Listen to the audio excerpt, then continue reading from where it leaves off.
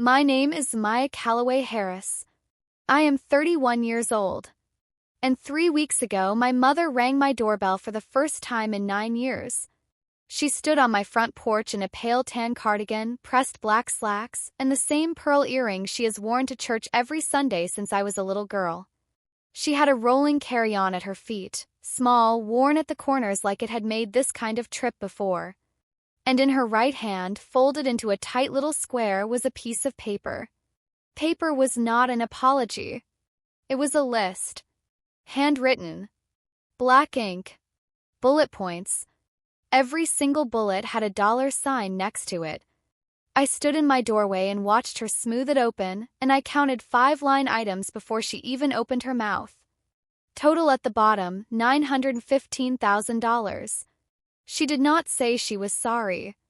She did not ask about her grandchildren, the grandchildren she had never once held. She did not say she missed me, or that she had been wrong, or that even one moment of the past 9 years had cost her a single night of sleep. She said, "Maya, we need to talk about this family's future."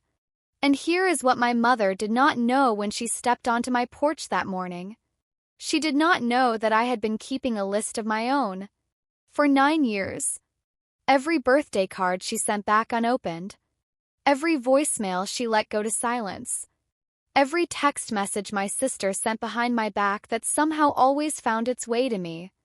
Every single piece of it, printed, labeled, dated in red pen and sorted behind color-coded tabs inside a dark green binder that had lived in the bottom drawer of my desk since the very first year of my marriage.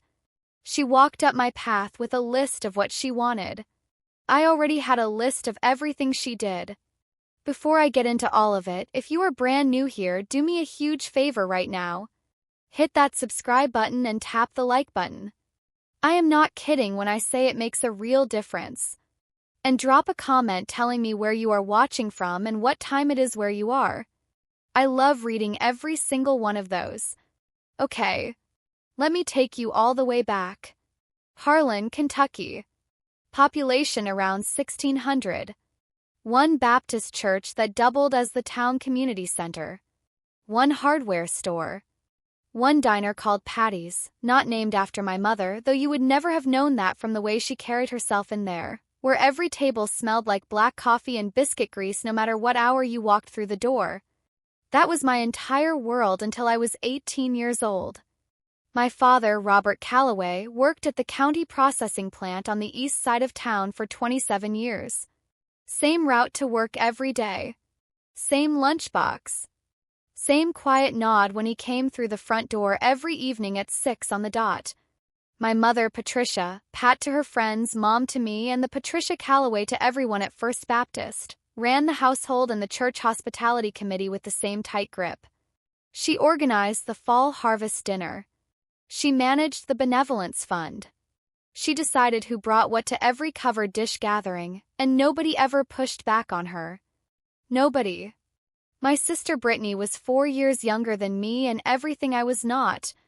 Loud, magnetic, the kind of girl who got nominated for everything and laughed like she already knew she was going to win. Mom called her sunshine.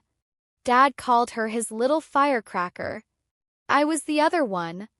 Quiet one who made straight A's and washed the dishes without being asked and never once got a party thrown for either of those things.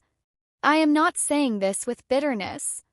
I say it because you need to understand the family math.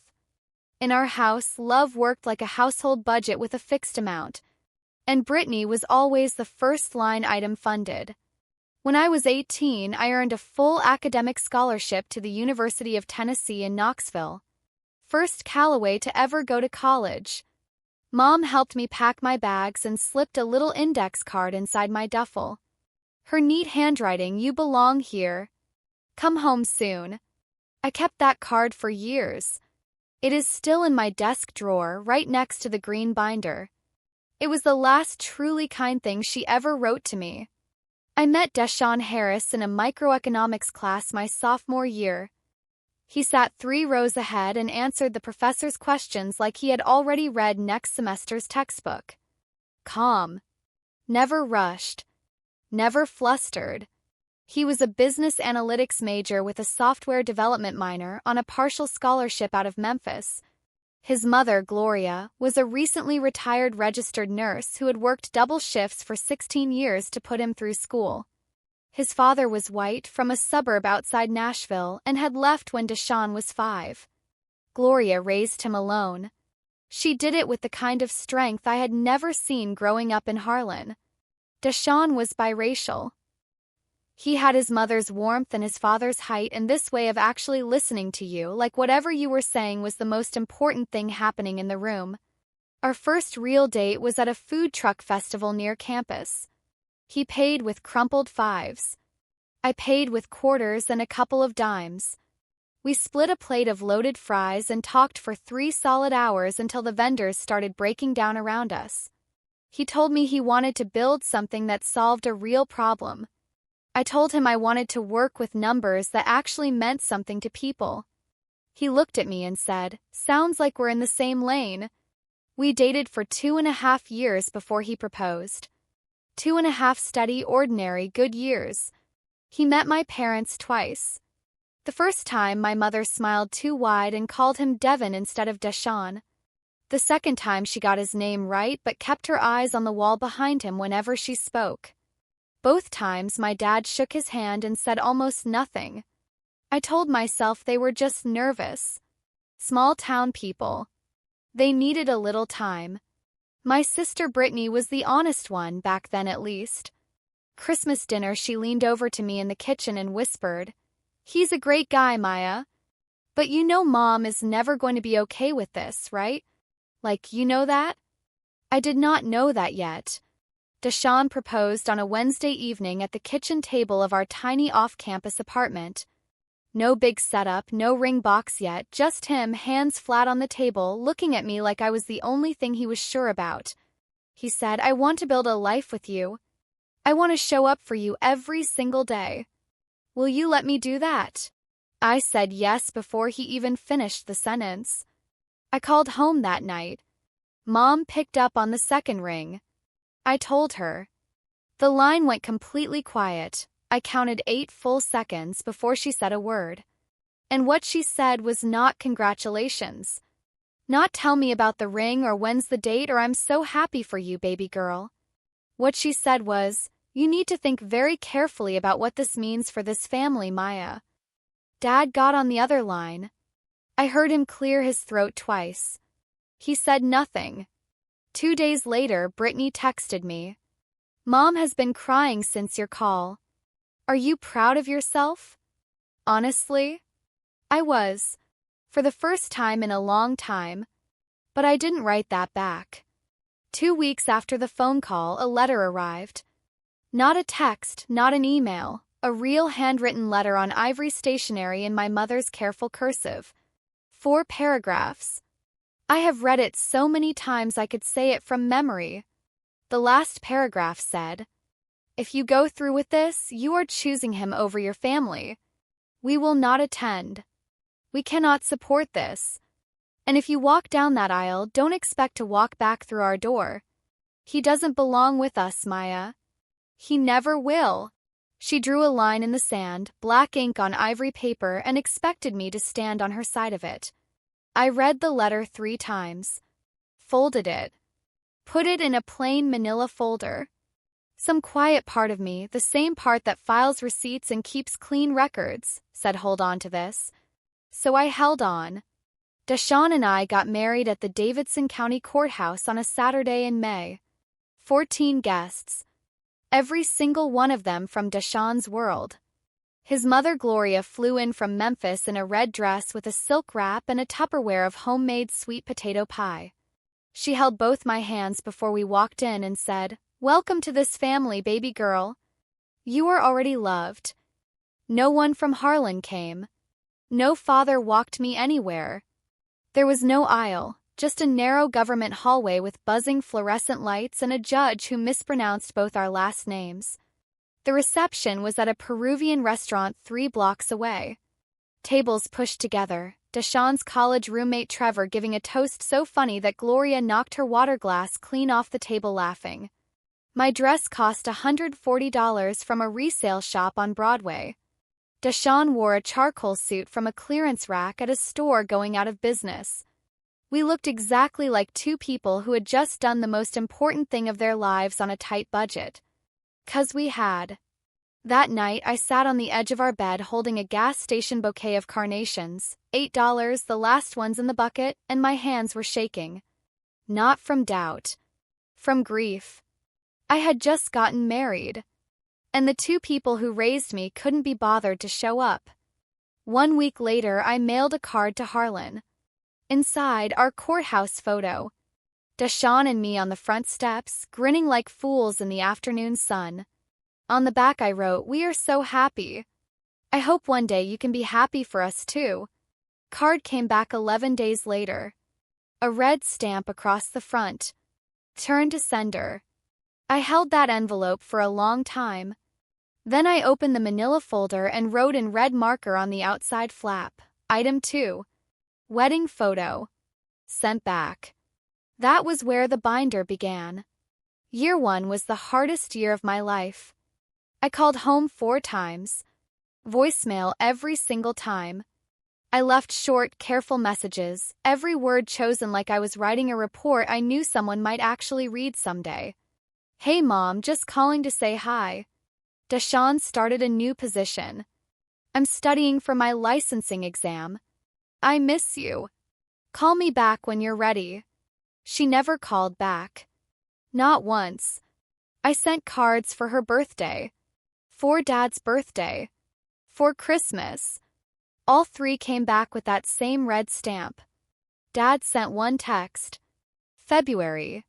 4 words. "Your mother needs time." That was it. No follow-up. No second message.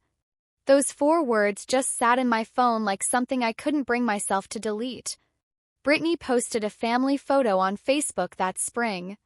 Mom, Dad, Brittany, and Brittany's boyfriend at the time. Caption, "Sunday supper with my whole heart." I wasn't in the photo. I had not been invited.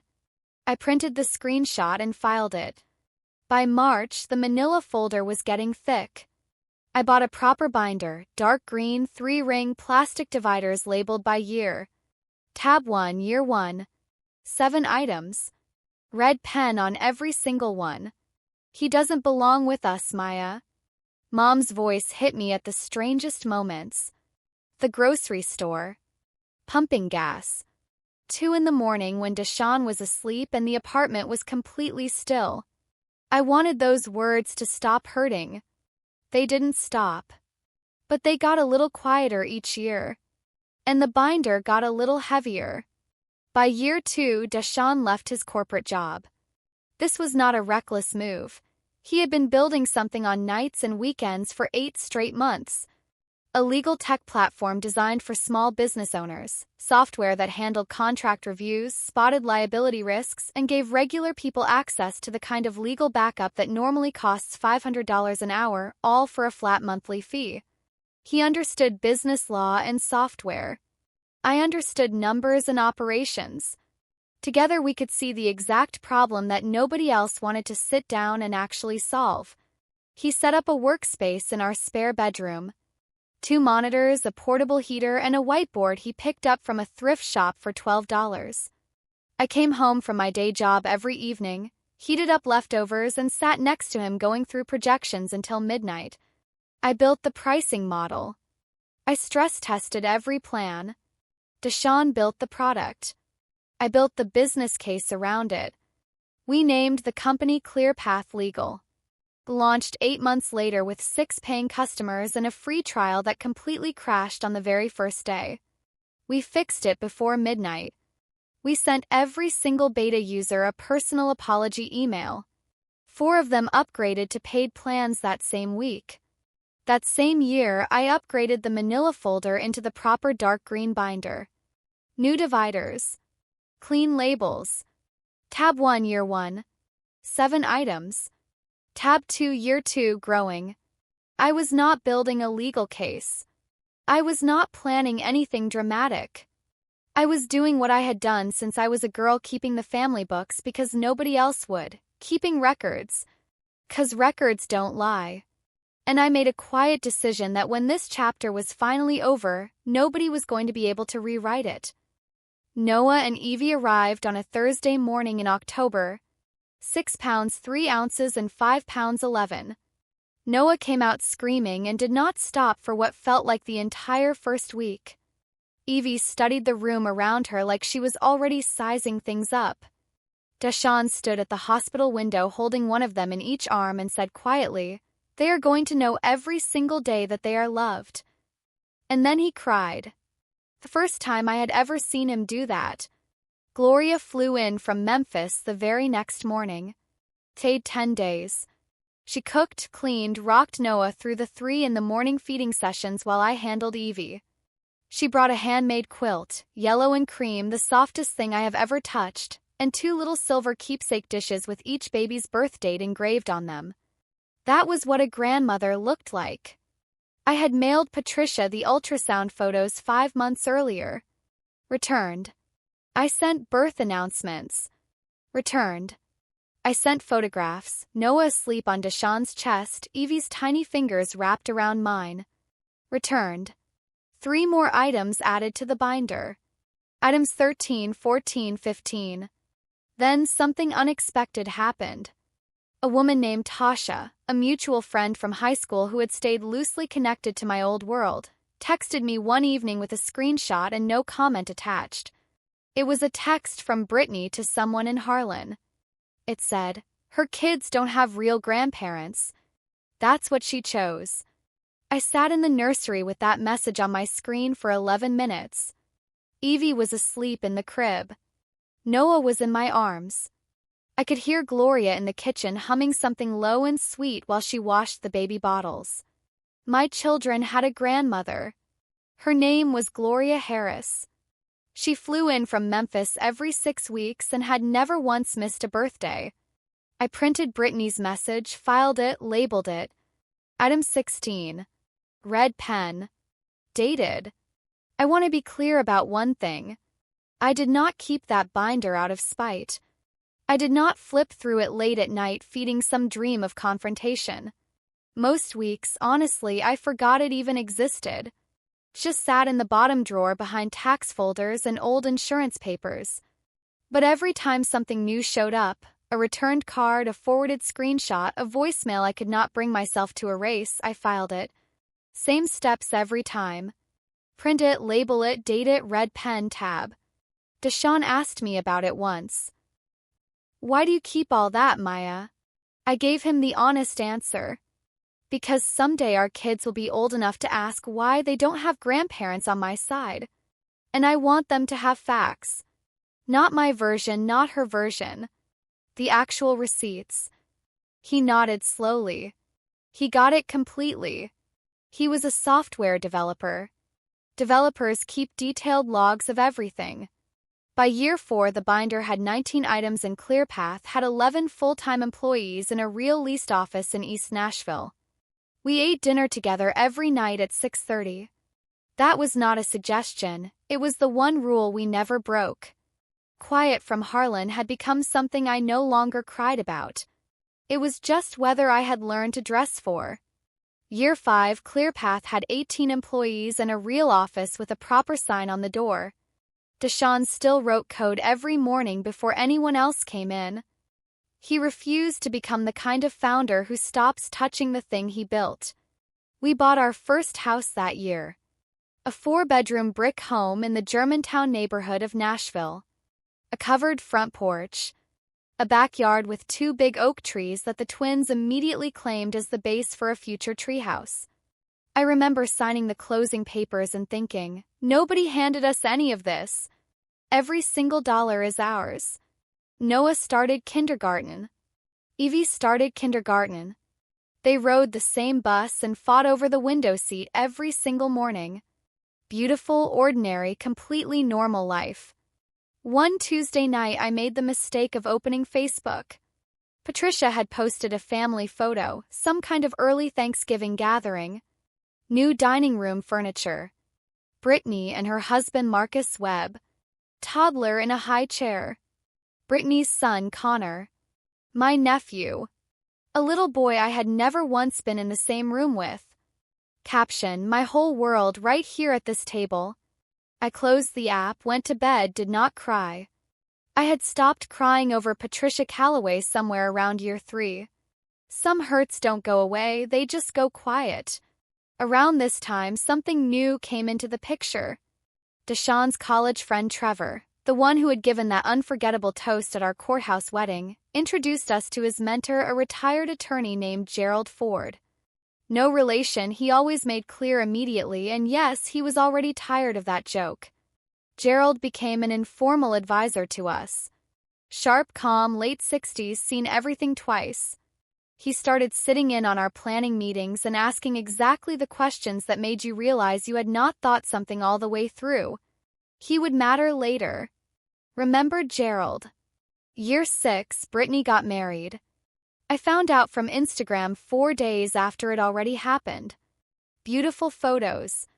White steepled church, First Baptist, the same church where I had been baptized at 11 years old. 200 guests. Brittany in a cathedral veil. Trisha in dusty rose, beaming. Dad in a new suit I had never seen before, looking thinner than I remembered but happy. They did not invite me. They did not even tell me. I found out when a hometown acquaintance posted a group shot captioned Best Wedding of the Year. I zoomed in. My parents were in the second row, arms linked, smiling big. They looked genuinely happy. And they looked that way without me anywhere in the picture. I ordered a set of linen hand towels from a boutique in East Nashville. Ivory with Brittany's new initials. I wrote a card, congratulations on your wedding day. Wishing you and Marcus every happiness. Maya. Package came back 3 weeks later. Tape unbroken. Item 20. Gift returned. Brittany's wedding. Red pen. Dated. I put the binder away. Stood in the kitchen listening to Noah and Evie argue about whether dinosaurs could survive in the ocean while Deshawn made weekend breakfast. That was my family right there. And they were more than enough. If you are still watching this, I need you to do something real quick. Hit that like button right now and share this with one person who needs to hear it. I mean that one person. And drop a comment. Have you ever had someone disappear on you and come sprinting back the second your life changed? Tell me below. Every single comment, I read it. Okay. Back to year 7 because this is where everything shifts. Year 7 changed the whole story. ClearPath Legal closed its Series B funding round. $15 million from a venture capital group out of Atlanta. I remember exactly where I was when Deshawn called, in the pickup line at the twins' school. He said, "They said yes, Maya."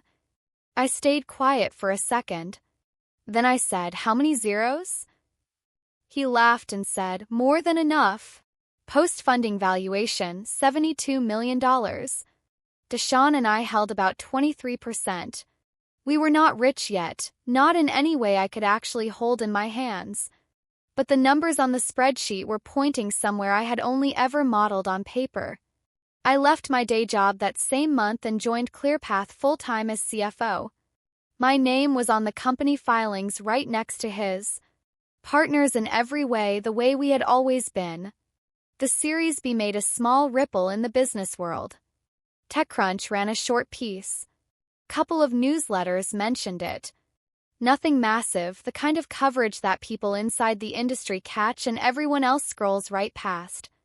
But someone in Harlan, Kentucky did not scroll past. 2 weeks after the article ran, Tasha texted me out of nowhere. Super random, but your mom asked my aunt about Deshawn's company at church on Sunday. She wanted to know what a Series B actually was.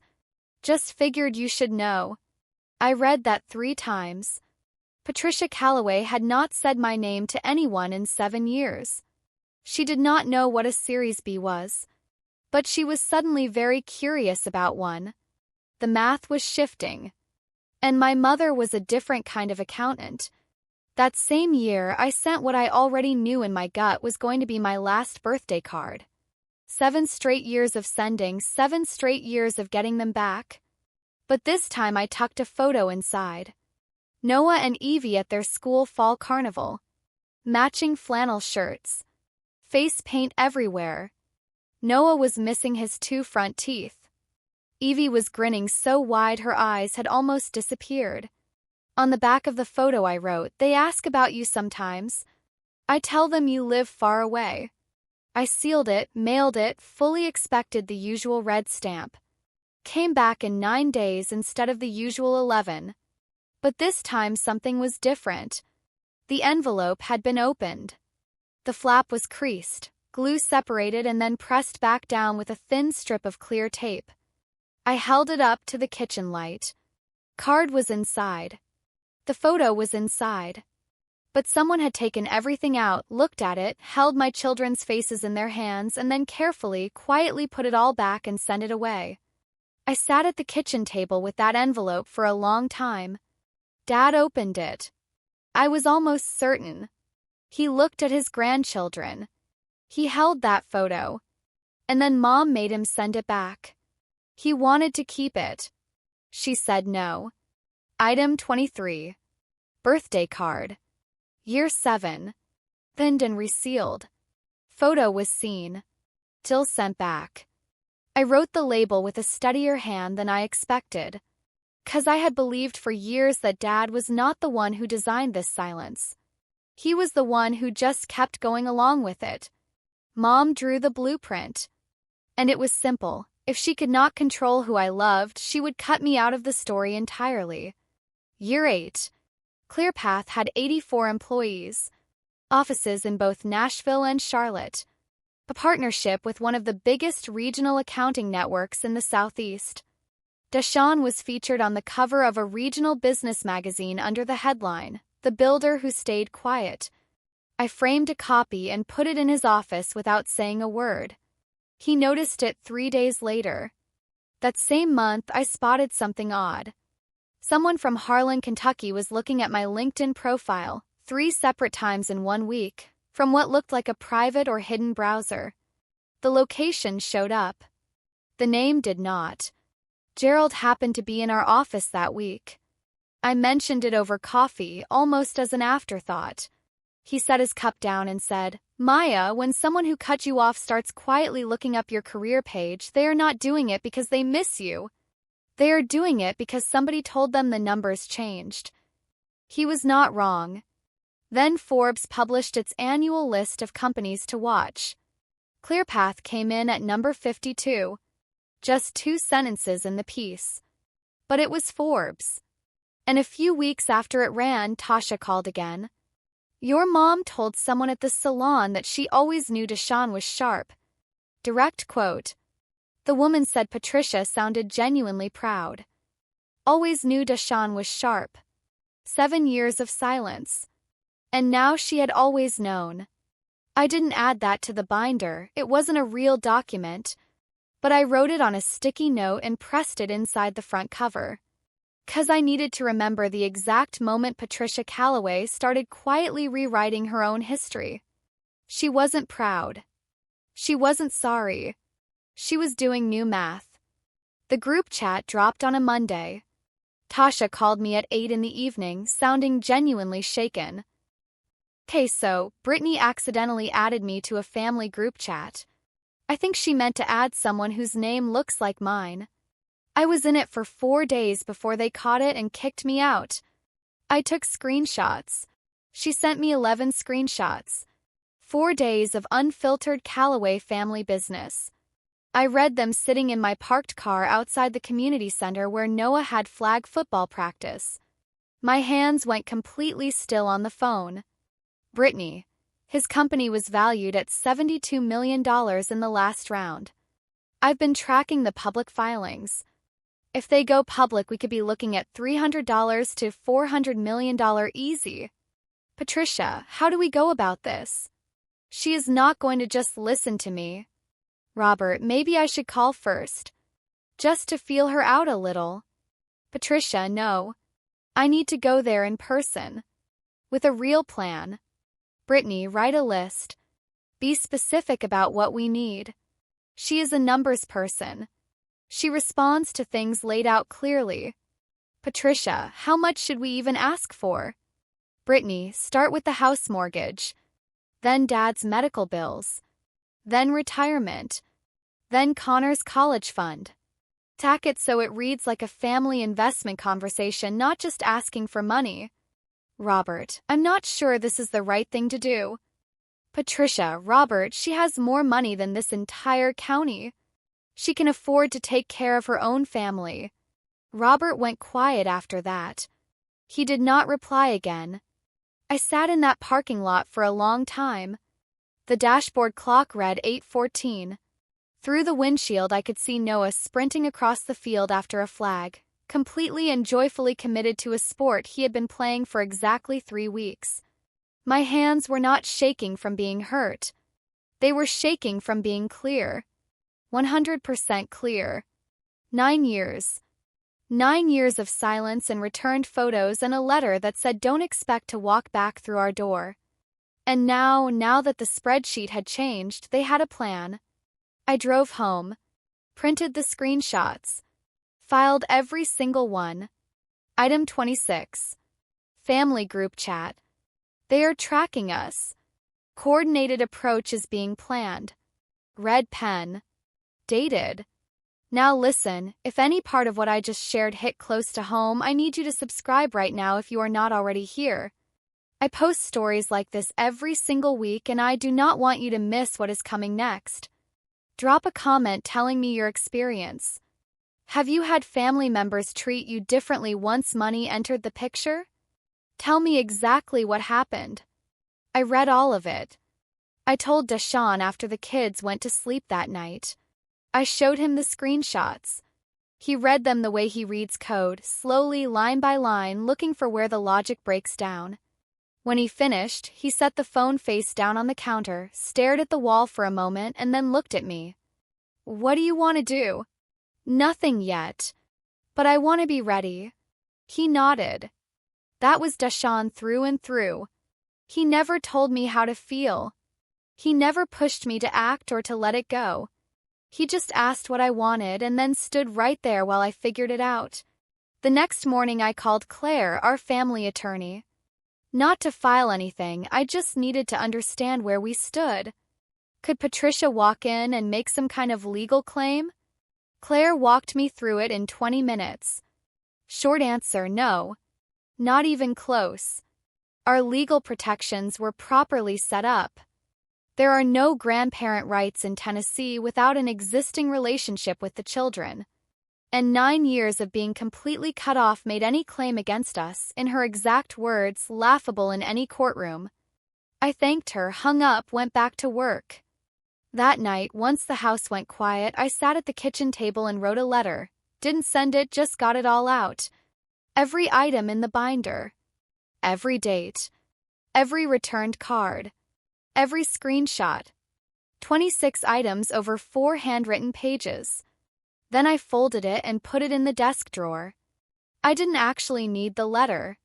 I had the binder itself. I also called Gerald. He listened all the way through without cutting me off, the way real lawyers do, and when I finished he said, Maya, what you have is thorough and solid. But you don't need a legal strategy here. What you need to figure out is what you actually want to happen when she comes through your door. I sat with that question for a long time. Year 9. The IPO process started in February. Investment bankers flew into Nashville. 3 rounds of prep meetings in our conference room. They reviewed the financials, the growth numbers, the client retention rates. They used words like roadshow and lockup period. Deshaun handled the product story. I handled the numbers, every slide, every projection, every risk detail. My name was on every single page. CFO. Co-founder. The person who reviewed and signed every public filing before it left the building. The whole process took 8 months. Deshaun barely slept. I barely ate real food. Noah started asking why Daddy kept talking to his laptop at dinner. Evie drew me a picture at my desk with a little speech bubble that said one more thing. I put it on the fridge. In September, Claire finished setting up the legal protections for Noah and Evie. 2 fully protected trusts. Completely locked. Nobody, not Patricia, not Robert, not Brittany, not any version of any Calloway who showed up with a dollar amount in mind, could ever touch a cent of it. I signed those papers overlooking the Cumberland River. Claire asked if I had any questions. I had one. If a family member tries to claim any of this, what happens? She looked at me over her glasses. Nothing. That is literally the whole point. I went home, helped Evie with her multiplication tables, and put the trust papers in the fireproof safe under our bed. Then I noticed something. The LinkedIn views from Harlan had stopped completely. No texts from Tasha. No digital footprints at all. Just quiet. Gerald had taught me enough to know exactly what that kind of quiet meant. Meant they were done watching. They were about to move. 2 months before the IPO, Brittany texted me. First time in 9 years. 2:40 on a Thursday afternoon. 6 words, hey. Just thinking about you. How's the kids? 6 words. 9 years. And how's the kids, written like we had been checking in regularly. Like this was a normal continuation of something instead of a signal from someone I had fully let go of. I didn't reply for a full week. I wanted to see if she would follow up. She did. I'll actually be in Nashville for a work thing next month. Would love to grab coffee if you're open. I showed Deshaun. He said, your call. I agreed to meet. Not at our house. At a coffee shop downtown. Public space, neutral ground, limited time. Brittany showed up 12 minutes late in a blazer and ankle boots, the picture of practiced casual. She hugged me too long. Told me I looked amazing 3 times in the first 10 minutes. Then the questions started rolling. How big was the house? Were the kids in private school? Which neighborhood? Had Deshaun stepped back from the company? How many employees now? Another funding round in the works? 31 questions. Not one of them was I'm sorry. Not one of them was I miss you or I was wrong. Just 31 very specific questions about our financial life dressed up as catching up. And then I spotted something in the window reflection. She had her phone resting on the table, screen angled toward the parking lot. She was photographing my car, a silver Audi that Deshaun had surprised me with for our anniversary. She was gathering information to bring back to Patricia. I let her finish her latte. I answered everything vaguely and warmly, the way you talk to someone on a long plane ride. When we hugged goodbye, she held on about 3 counts too long. I drove straight home and opened the binder. Item 28. Brittany's visit. 31 questions about money. No apology given. Car photographed. Red pen. Dated. Then I called Claire again. They're coming, I told her. My mother. Probably right around the IPO. Claire paused. You have the paperwork. I have a binder. How solid is it? 28 items. 9 years. Everything dated and sourced. Another pause. Maya, you don't need me for this part. The legal side is locked. What's coming isn't a legal fight, it's a personal one. And for that, you just have to decide what you are willing to say. She was right. This wasn't about attorneys or courtrooms. This was about whether I was going to let my mother walk into my home and rewrite 9 years of deliberate silence into a story about a simple family misunderstanding. I pulled out the letter I had drafted months earlier. Read it through once. Put it back in the drawer. I did not need a letter. I had the binder. 28 items. 9 years. A receipt from every single door she had slammed in my face. It would speak for itself. ClearPath Legal went public on a Wednesday in November. Deshaun and I stood on the trading floor of NASDAQ in New York. Him in a charcoal suit, me in a fitted navy blazer, and watched the stock open at $19 a share. By noon it was at 21. By closing bell 23 and some change. Market value, roughly $480 million. Deshawn and I held 10%. Our stake on paper, $48 million. I stared at that number for a long time. Felt like a typo. Too many zeros. Double-check the formula. But the formula was right. I had built that model myself. I knew every number inside it. TechCrunch ran a feature. Bloomberg mentioned Deshawn's name.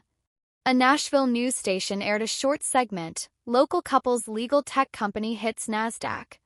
Two founders equal billings side by side. I got a little emotional in the green room before we went on. Not because of the money. Because of how far we had come to get there. We had room service in our hotel that night in Manhattan. Gloria was back in Nashville with the twins. Deshawn fell asleep on the couch at 9:30 with his jacket still on.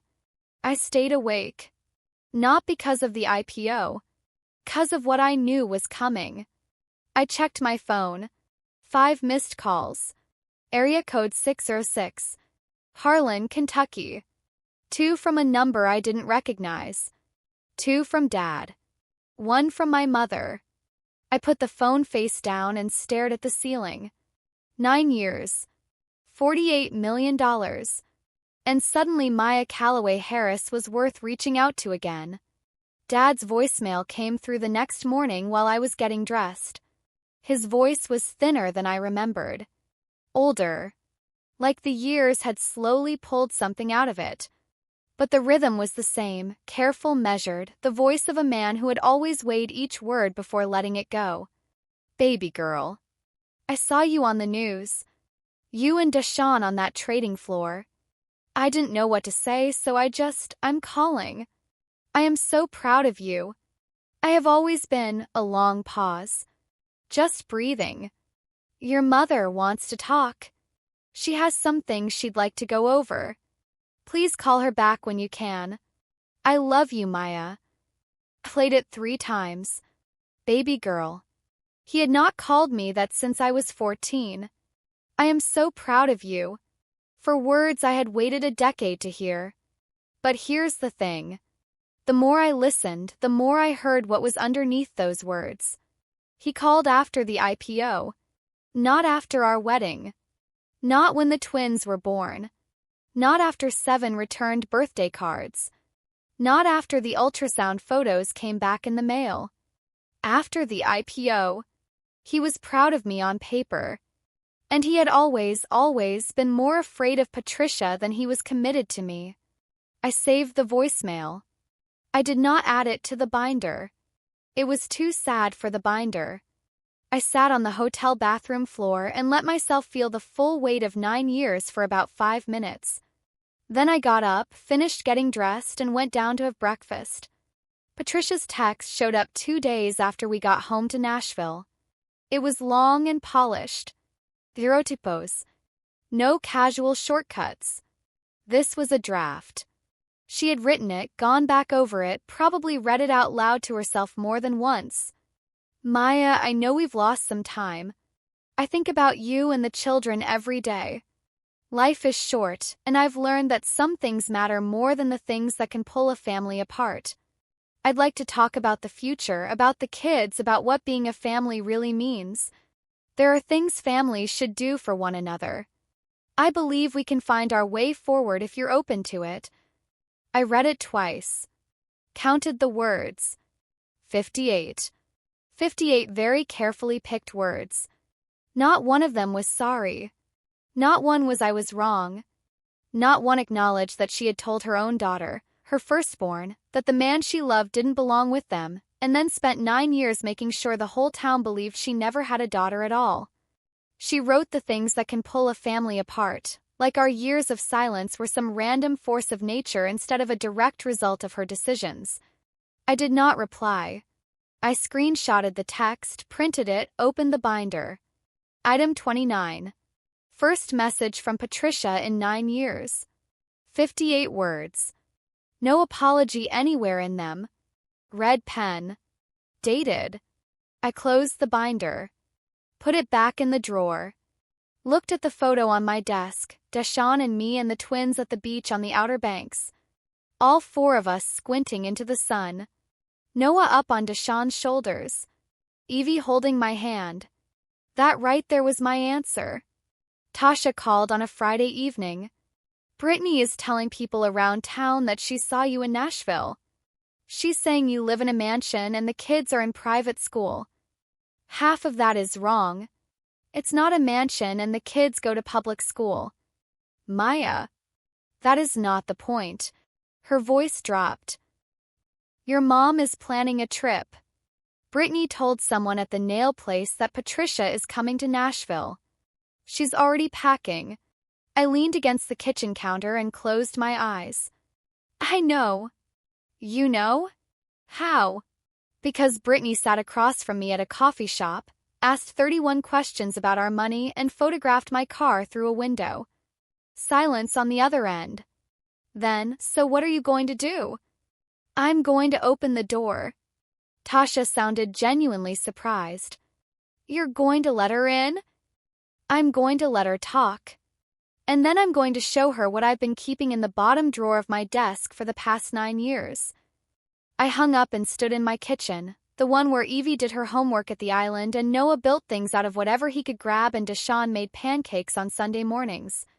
Gloria's photo was on the fridge next to a world map covered in little circles wherever Evie wanted to travel someday.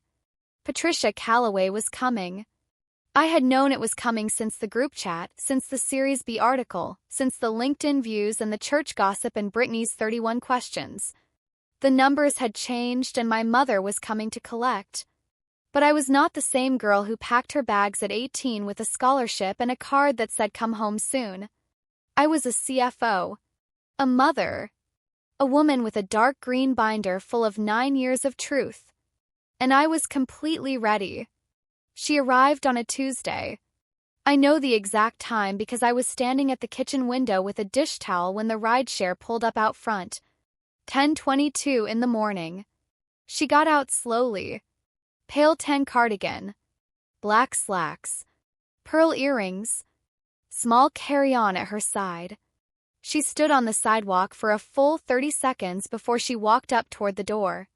I watched her take in the house, the front porch, the garden beds, the covered swing. She was sizing it up. The doorbell rang. I opened the door. We stood 3 feet apart. She looked older, more gray in her hair. Lines around her mouth that had not been there 9 years ago. Her eyes, the same shade of brown as mine, were already starting to fill. Maya. Mom. 4 full seconds of quiet. I came to talk about the children's future. Not I came because I missed you. Not I came because I was wrong. Not even I came because I love you. Children she had never once met. Children whose photos she had returned in sealed envelopes. The children Brittany had said did not have real grandparents. Come in. I did not take her to the living room. I took her to the kitchen. It had a table and good light and a fridge covered in Evie's drawings and Noah's school schedule and a photo of Gloria with the twins at the beach. Kitchen was where the real conversations in our home happened. So that is where we were going to have this one. She sat down. I set 2 glasses of water on the table. No coffee. Coffee was for guests you were welcoming in for the long haul. She looked around slowly. Her eyes found the fridge. They landed on Gloria's photo, Gloria on the beach with both twins on her lap, all 3 of them laughing with their whole faces. Patricia stared at that photo for a long moment. Something moved across her expression. I still could not tell you whether it was guilt or something closer to jealousy. Then she unfolded the paper. Her handwriting. Black ink. 5 bullet points. Neat, careful, the result of hours of planning. She read them out loud. Retirement support for your father and me, $500,000. I said nothing. College fund for Connor, Brittany's boy, $200,000. Nothing. Your father's medical costs, knee replacement and recovery, $55,000. Nothing. Payoff of the family home mortgage, $160,000. Nothing. Monthly family support going forward, $3,000. She folded the paper, placed it on the table between us, and looked at me. This is what families do for each other, Maya. Your father worked his whole life for this family. He gave everything. It is time to give something back. $915,000 in bullet points. Not once during that whole reading did she say the word sorry.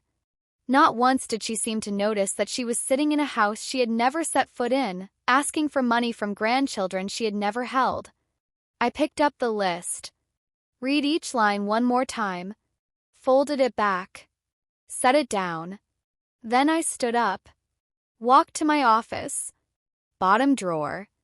Behind the tax folders. Behind the old insurance papers. I lifted out the dark green binder, 9 years of documentation almost 3 inches thick, and carried it back to the kitchen. I set it on the table right next to her folded list. 2 documents on the same table. Hers, 1 page, 5 bullets, $915,000. Mine, 29 items, 9 years, 0 apologies ever received. She stared at the binder. At the red pen labels showing through the clear plastic front. How thick it was. What is that? I sat down and put both hands flat on the table. You came with a list, Mom. I've had one going for 9 years. She kept staring. I don't understand what you mean. You will. I opened to tab 1. Year 1. And I began. I did not raise my voice. I did not cry. I did not perform anything. I read the way I read numbers to a board of directors, clear, steady, organized, with every single claim backed up by something in front of me. I pulled out the first item. A birthday card in a white envelope. Red stamp across the front. Turn to sender. Still sealed after 9 years. Item 1. Birthday card. Mailed September 15th. Returned September 26th. Your birthday, Mom. I set it on the table. Item 2. Our wedding photo. Mailed June 18th. Returned June 29th. Another envelope. Same stamp. Item 3. Christmas card. Mailed December 6th. Returned December 20th. I laid them out one at a time. Slowly. The way you present evidence in an audit. No commentary, no extra emotion. Just the truth in chronological order. Her mouth opened. Closed again. These are the birthday cards I sent you every year for 9 years. Every last one came back. Maya, I'm not finished. I moved to tab 2. Year 2. Voicemail records. Unanswered call logs. The Facebook screenshot of the Sunday supper with my whole heart post. The family dinner she captioned without me or my children anywhere in it. Item 4. Voicemail left for you. January 9th. Duration 51 seconds. Never returned. She pressed her fingers to her lips. Her eyes were wet now. Item 5. Text from Dad. February 14th. For words, your mother needs time. 9 years, Mom. How much more time did you actually need? Tears came. I had seen this particular cry my entire childhood.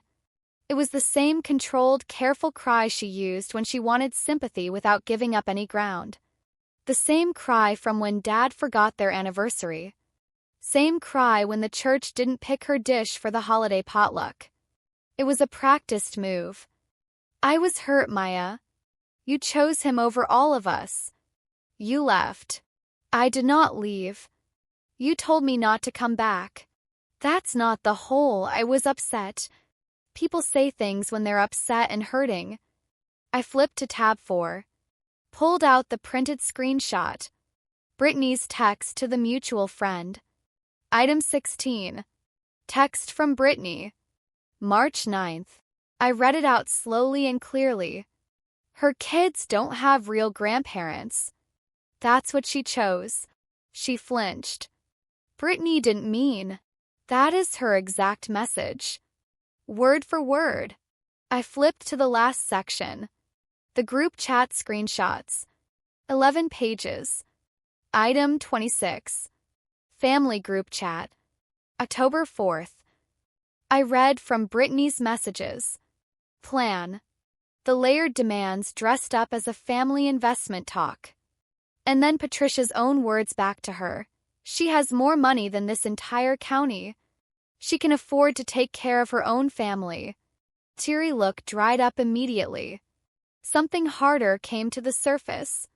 I recognized it. The same expression she wore when she got caught at something and decided that going on the attack was better than admitting anything. Anger, not guilt. Pure, defensive anger. You had absolutely no right to read those private messages. I looked at her. Teddy. Level. You had no right to return photos of your own grandchildren. Kitchen went completely silent. I reached for one specific item. Tab 5. Year 7. The envelope that looked almost like all the others except for the crease in the flap. The glue that had been separated and then pressed back together with a thin strip of clear tape. I held it up between us. Item 23. Year 7. Inside this envelope was a photo of Noah and Evie at their school carnival. On the back I wrote, "They ask about you sometimes. I tell them you live far away." I set it on the table. This envelope was opened. Someone took out the card, looked at the photo, then put everything back and mailed it home. Her jaw went tight. Her eyes were fixed on that strip of tape. Who opened it, Mom? Silence. Dad opened it. He wanted to keep it. And you made him send it back? Her hands went flat on the table. She stared at the envelope. Then, in a voice so small I almost missed it entirely, she said, "I was afraid. I waited. If I let him keep it, if I let any piece of it in, I would have had to face the fact that I was wrong, that I had wasted 9 years, that I had pushed away my own grandchildren because I was too proud to." She stopped, swallowed hard. For 1 second, maybe 2, I saw something real break through. Not a performance, not a move. Actual fear. Kind that lives underneath anger for so long it doesn't know how to come out any other way. Then it was gone. Chin up. Shoulders back. But you left us, Maya. You made your choice. That one honest moment, gone like steam off a hot cup. I placed her list on the left side of the table. I placed the binder on the right. Your list. $915,000. 5 bullet points. No apology anywhere in them. My hand rested on the binder. My list. 29 items. 9 years of being cut off. 9 years of birthday cards sent back. 9 years of grandchildren ignored. A daughter you removed from the family picture because she married someone you refused to accept. She started to speak. You did not come here because you missed me, Mom. You came here because the numbers changed. She stood up fast.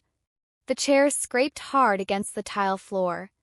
After everything we did for you growing up, the food, the clothes, the school, you raised me. That is not something I owe you for. That is just what parents are supposed to do. We gave you everything.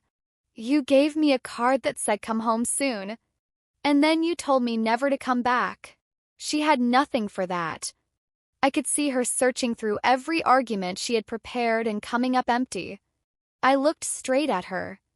You said he didn't belong with us. But for 9 years, his mother was the only grandmother my children ever actually had. Those words sat in that kitchen like something that had been waiting to be said for a very long time. I watched them land. The garage door rumbled. Deshaun walked in through the laundry room, keys in hand, laptop bag on his shoulder. He saw Patricia. He saw the binder on the table. He looked at me. He set his bag on the counter. Walked over. Put his hand on my shoulder. sat down beside me. That was all. No big speech. No confrontation. Just a man sitting next to his wife because that was where he needed to be. Patricia looked at his hand on my shoulder. The easy, completely natural space between us. She understood what she was looking at. I did not need the Calloway family.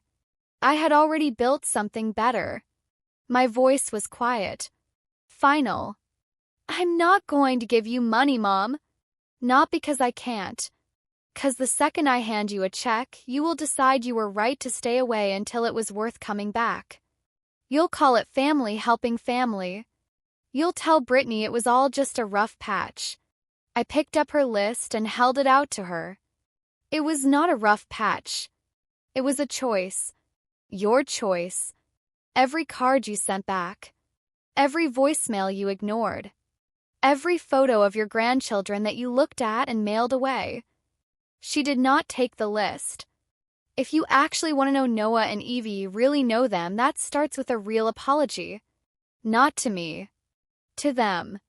And it does not start today. It starts the day you are ready to actually mean it. She took the list, picked up her carry-on, walked to the front door, stopped, turned around, opened her mouth, closed it again, and walked out. The door clicked shut behind her. Not a slam. Quiet click. The sound of someone leaving who finally understood she had walked away from something no dollar amount was ever going to bring back. Before I tell you how this wraps up, if this story is connecting with you, hit that like button right now and subscribe if you have not already. Share this with one person in your life who needs it. And tell me in the comments, have you ever had someone treat you like a stranger until your circumstances changed? I want to know what that looked like for you. Okay. Here is what happened after. Gerald called me 2 days later. He had somehow already heard the outline of what went down. How are you feeling? Honestly? Lighter than I have in 9 years. He let out a short laugh. A real one. Then you said the right things. 2 weeks went by. Deshawn and I did not spend much time talking about Patricia. Not because we were avoiding it, because there was simply nothing left to say. She had come with a list. I had shown her a binder. She left without apologizing. The account was settled. Noah and Evie did not know she had visited. They were at school both times, when she arrived and when she left. They will learn about Patricia Calloway someday when they are old enough to understand that some people can only really see you when the light happens to be shining on something they want.